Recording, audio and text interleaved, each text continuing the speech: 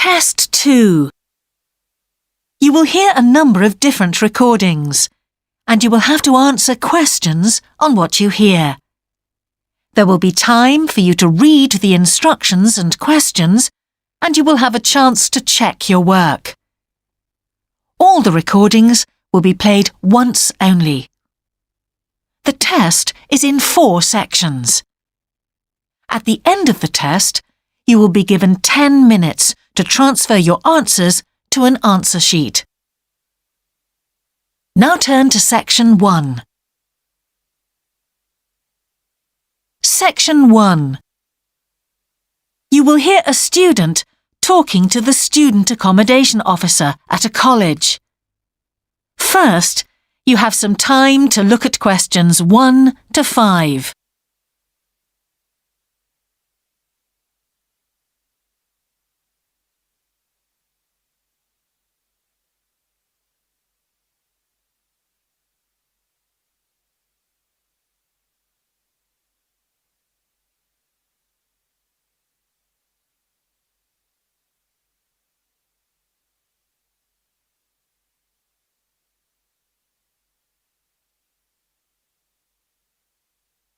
You will see that there is an example that has been done for you. On this occasion only, the conversation relating to this will be played first. Good morning. Can I help you? Yes, I've just been accepted on a course at the university and I'd like to try and arrange accommodation in a hall of residence. Yes, certainly. Please sit down. What I'll do is fill in a form with you to find out a little more about your preferences and so forth. Thank you. The student wishes to arrange accommodation in a hall of residence, so hall has been written in the space. Now we shall begin. You should answer the questions as you listen, because you will not hear the recording a second time. Listen carefully and answer questions 1 to 5. Good morning. Can I help you? Yes, I've just been accepted on a course at the university and I'd like to try and arrange accommodation in a hall of residence. Yes, certainly. Please sit down. What I'll do is fill in a form with you to find out a little more about your preferences and so forth. Thank you. So, first of all, can I take your name? It's Anu Bhatt. Could you spell your name, please? Yes, ANUBHATT. Thanks. And could I ask your date of birth? The 31st of March, 1972. Thank you. And where are you from? India. Oh, right. And what will you be studying? I'm doing a course in nursing. Right, thank you. And how long would you want to stay in hall, do you think? Well, it'll take 3 years, but I'd only like to stay in hall for 2. I'd like to think about living outside for the 3rd year. Fine. And what did you have in mind for catering? Do you want to cook for yourself or have all your meals provided? That's full board. Is there something in between? Yes, you can just have evening meal provided, which is half board. That's what I'd prefer. Yes, a lot of students opt for that. Now, with that in mind, do you have any special diet, anything we should know about?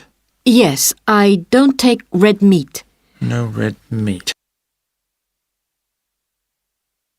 Before you hear the rest of the conversation, you have some time to look at questions 6 to 10.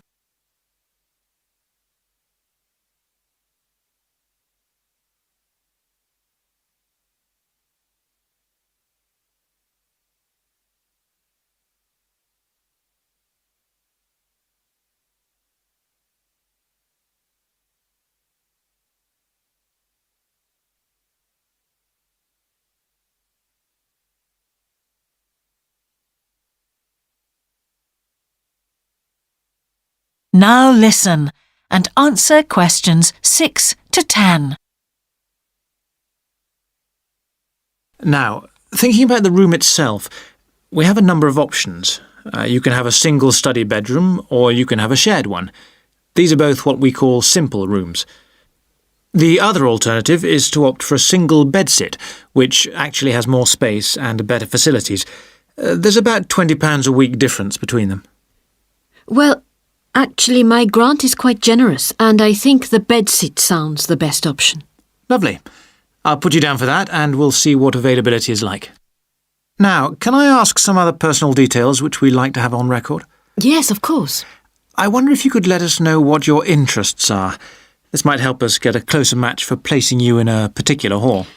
Well, I love the theatre. Right. And I enjoy sports, particularly badminton. Ah, that's worth knowing. Now, what we finish with on the form is really a list from you of what your priorities are in choosing a hall, and we'll do our best to take these into account. Well, the first thing is I'd prefer a hall where there are other mature students, if possible. Yes, we do have halls which tend to cater for slightly older students. And I'd prefer to be out of town. That's actually very good for you because we tend to have more vacancies in out-of-town halls. Lucky. Yes. Anything else? Well, I would like somewhere with a shared area, a TV room, for example, or something like that. It's a good way to socialise. It certainly is. That's it. Now, we just need a contact telephone number for you. Oh, sure, I'll just find it. It's 667549. Great. So we'll be in contact with you as soon as possible. That is the end of section 1. You now have half a minute to check your answers.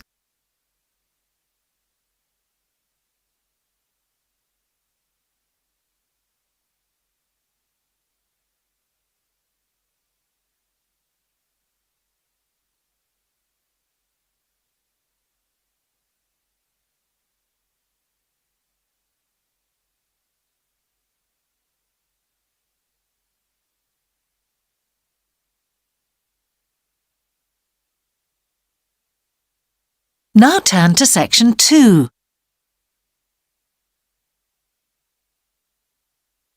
Section 2. You will hear a man giving a talk to new members of a wildlife club in the south of England. First, you have some time to look at questions 11 to 13.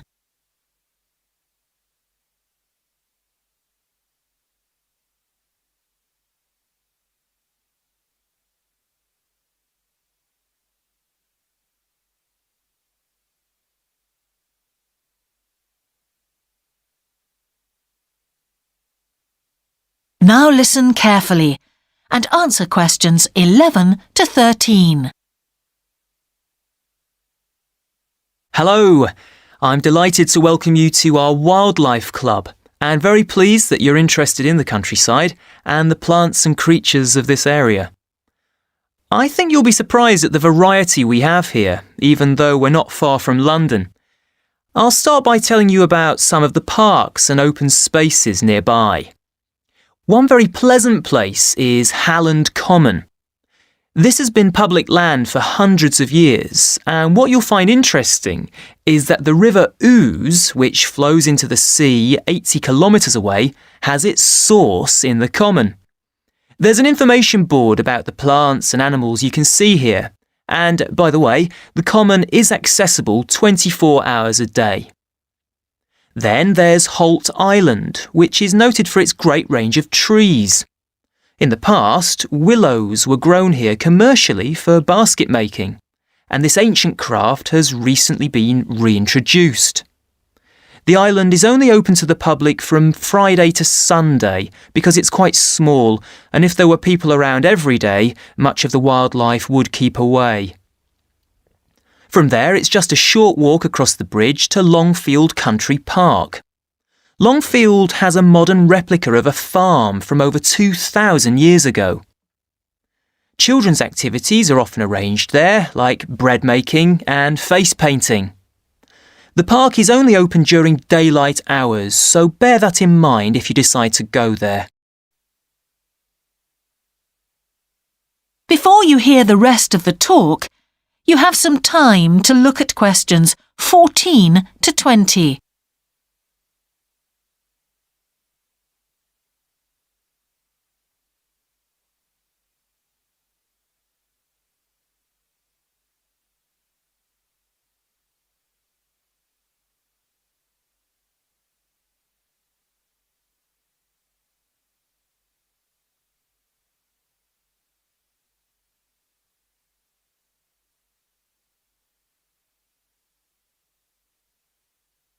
Now listen and answer questions 14 to 20. Longfield Park has a programme of activities throughout the year, and to give you a sample, this is what's happening in the next few days. On Monday, you can learn about herbs and how they've been used over the centuries. You'll start with a tour of our herb garden, practice the technique of using them as colour dyes for cloth, and listen to an illustrated talk about their use in cooking and medicine. Then on Wednesday, you can join local experts to discover the variety of insects and birds that appear in the evening. We keep to a small number of people in the group, so if you want to go, you'll need to phone the park ranger a few days ahead. There's a small charge which you should pay when you turn up. I'm sure you're all keen to help with the practical task of looking after the park, so on Saturday you can join a working party. You'll have a choice of all sorts of activities, from planting hedges to picking up litter, so you'll be able to change from one to another when you feel like it. The rangers will be hard at work all day, but do come and join in, even for just a short while. One thing, though, is to make sure you're wearing something that you don't mind getting dirty or torn. And finally, I'd like to tell you about our new wildlife area, Hinchingbrook Park, which will be opened to the public next month. This slide doesn't really indicate how big it is, but anyway, you can see the 2 gates into the park and the main paths. As you can see, there's a lake in the northwest of the park with a bird hide to the west of it at the end of a path, so it'll be a nice, quiet place for watching the birds on the lake. Fairly close to where refreshments are available, there's a dog walking area in the southern part of the park, leading off from the path. And if you just want to sit and relax, you can go to the flower garden. That's the circular area on the map, surrounded by paths. And finally, there's a wooded area in the western section of the park, between 2 paths. OK, that's enough from me, so let's get on and have a look. That is the end of section 2. You now have half a minute to check your answers.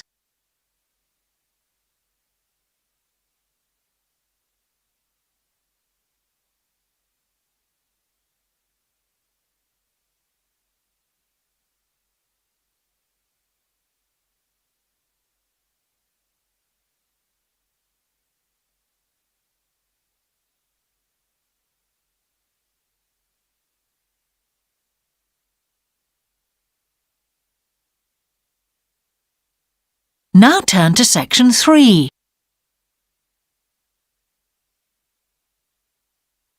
Section 3. You will hear the Director of Studies in an English Language Centre and a student representative talking about their Self-Access Centre.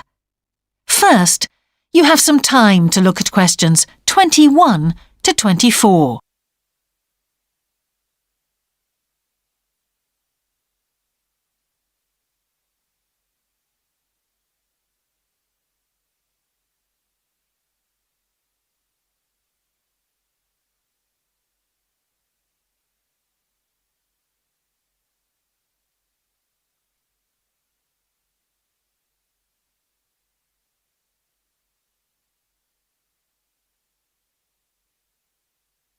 Now listen carefully and answer questions 21 to 24.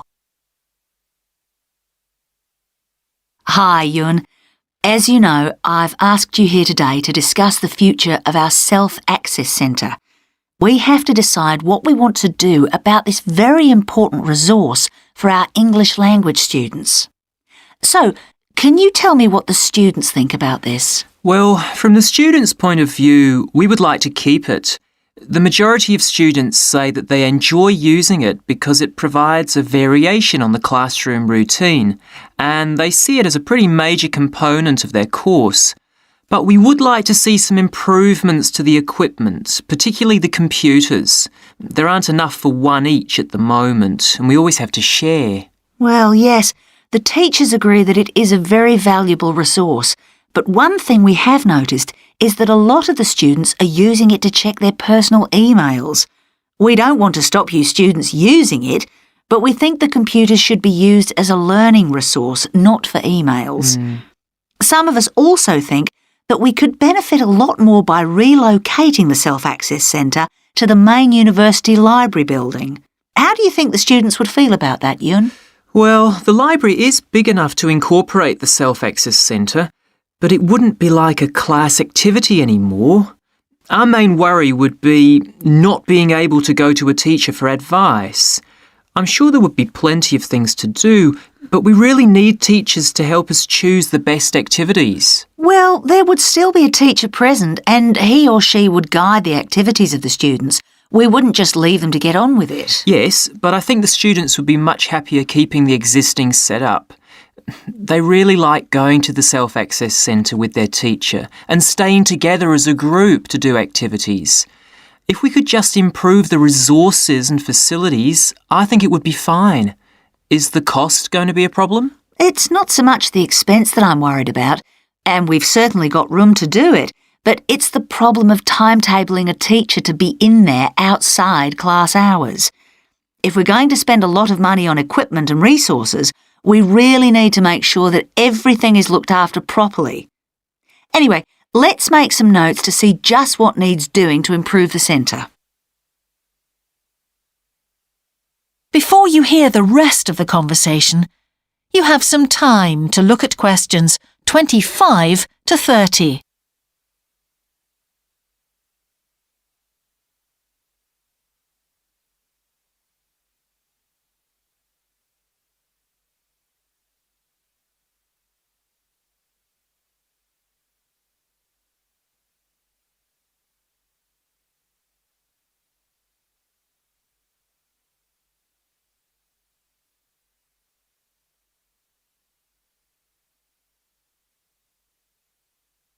Now listen and answer questions 25 to 30. Now, what about the computers? I think it might be a good idea to install some new models.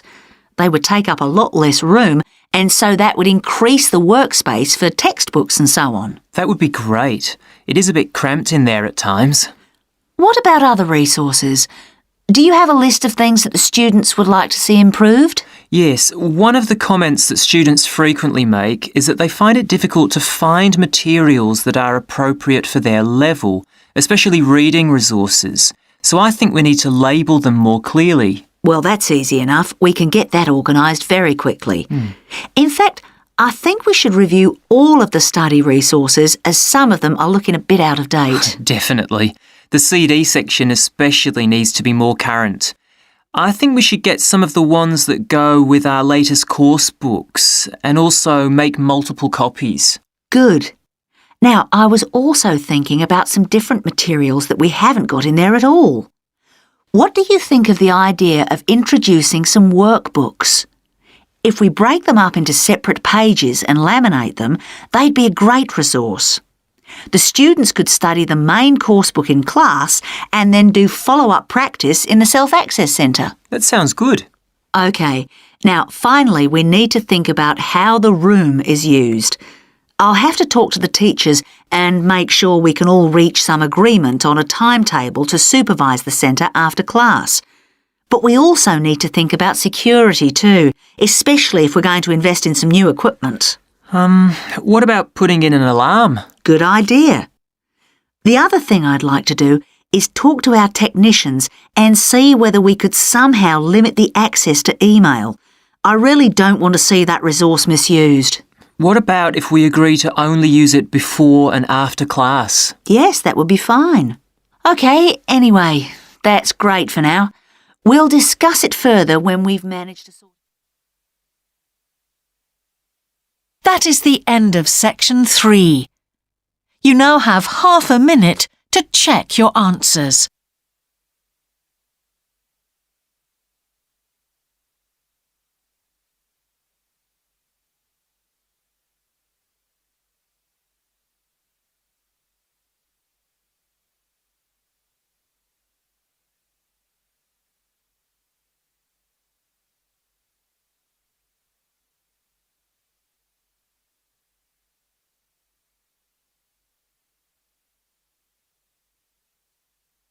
Now turn to section 4.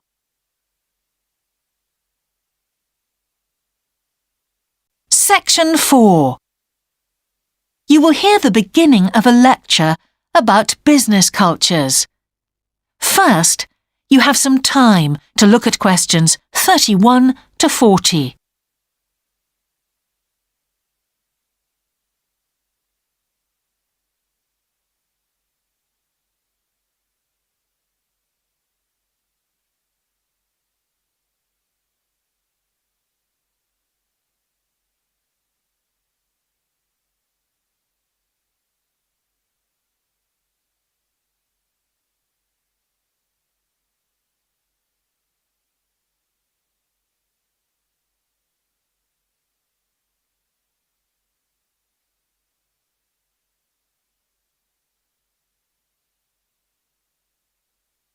Now listen carefully and answer questions 31 to 40. Good morning, everyone. Now, whether you're going to university to study business or some other subject, many of you will eventually end up working for a company of some kind. Now, when you first start working somewhere, you will realize that the organization you've joined has certain characteristics. And we often refer to these social characteristics as the culture of the organization. This includes its unwritten ideas, beliefs, values, and things like that. One well-known writer has classified company cultures by identifying 4 major types. The first type is called the power culture, and it's usually found in small organizations. It's the type of culture that needs a central source of power to be effective. And because control is in the hands of just 1 or 2 people, there aren't many rules or procedures. Another characteristic is that communication usually takes the form of conversations rather than, say, formal meetings or written memos. Now, one of the benefits of this culture is that the organization has the ability to act quickly. So it responds well to threat or danger on the one hand, and opportunity on the other. But on the negative side, this type of organization doesn't always act effectively, because it depends too much on 1 or 2 people at the top. And when these people make poor decisions, there's no one else who can influence them. And the kind of person who does well in this type of business culture is one who is happy to take risks, and for whom job security is a low priority. The next type is known as role culture. That's R-O-L-E, not R-O-L-L, by the way. And this type is usually found in large companies, which have lots of different levels in them. These organizations usually have separate departments that specialize in things like finance or sales or maintenance or whatever. Each one is coordinated at the top by a small group of senior managers, and typically everyone's job is controlled by sets of rules and procedures. For example, there are specific job descriptions, rules for discipline, and so on. What are the benefits of this kind of culture? Well, firstly, because it's found in large organizations, its fixed costs, or overheads as they're known, are low in relation to its output or what it produces. In other words, it can achieve economies of scale. And secondly, it is particularly successful in business markets where technical expertise is important. On the other hand, this culture is often very slow to recognize the need for change, and even slower to react. What kind of person does this type of culture suit? Well, it suits employees who value security and who don't particularly want to have responsibility.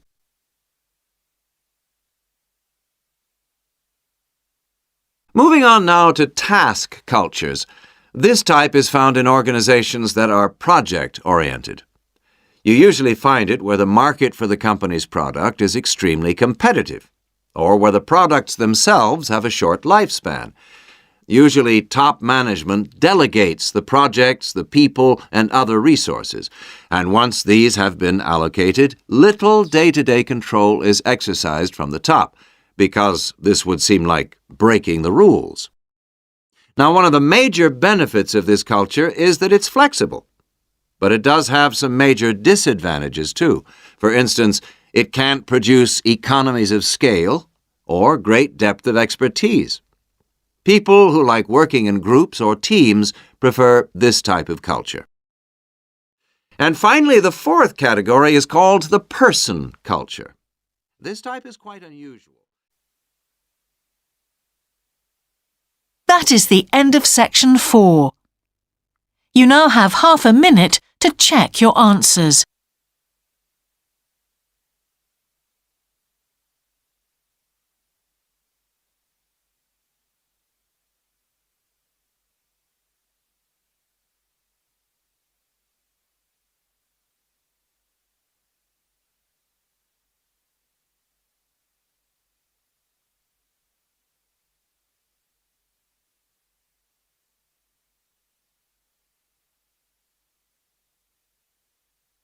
That is the end of the listening test. In the IELTS test, you would now have 10 minutes to transfer your answers to the answer sheet.